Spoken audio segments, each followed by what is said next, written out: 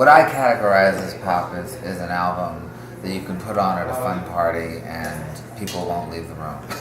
That's the definition for me, and I'm not afraid to. And I have had so many experiences where I'll walk in and I've been my new album and there'll be this rager going on and they'll say, oh, let's hear a couple of tracks, and depending on the mood I was in, I would either do it or not. But in most cases it would be like, okay, everybody quiet.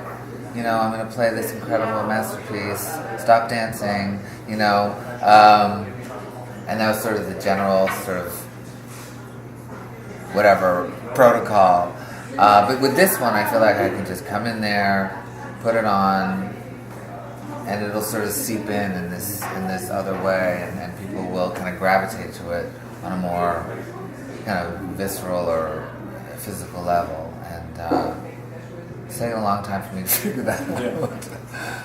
We went into the studio for 1 week, and where he basically, I just put down some vocals and then left to, have 18 rounds of sushi or something, and he spent that week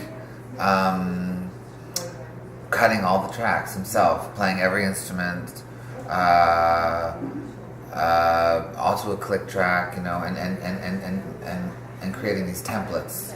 And then the following week we went back into the studio with the Dap Kings, and we would play what Mark came up with. And I do hope that someday those tracks are released, because the work that he did alone is actually quite fascinating. But then we would go and we'd play for the band, and then we'd all go back in and recut it from the top with no click track, total feel, singing at the same time, no separation, and create the foundation.